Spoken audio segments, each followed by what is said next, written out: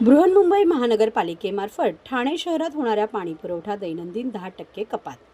बृहन्मुंबई महानगरपालिकेकडून पाणी पुरवठा करणाऱ्या जलाशयांमध्ये अत्यल्प पाणीसाठा शिल्लक राहिल्याने 15 मे 2026 पासून 10% पाणी कपात लागू करण्यात आली आहे। त्यानुसार बृहन्मुंबई महानगरपालिकेच्या वतीने ठाणे महानगरपालिका हद्दीतील ज्या भागात पाणी पुरवठा होतो त्या ठिकाणी 10% पाणी कपातीची अंमलबजावणी प्रभावीपणे करावी, तसेच सर्व नागरिकांना पाण्याचा वापर काटकसरीने करण्याबाबत व पाण्याची बचत करण्याबाबत विविध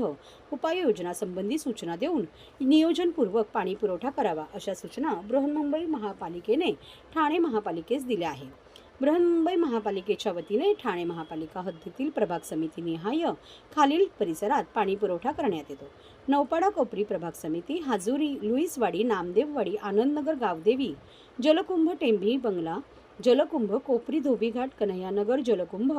कोपरी, नौपाडा, पाचपाखाडी, लोकमान्य सावरकर नगर प्रभाग समिती, साईनगर नगर, रामचंद्र नगर, जिजामाता नगर, ज्ञानेश्वर नगर, करवाळो नगर, इंदिरानगर, वागळे प्रभाग समिती, किसन नगर 1 व 2, शिवाजी नगर, पडवळ नगर, भटवाडी, अंबिका नगर,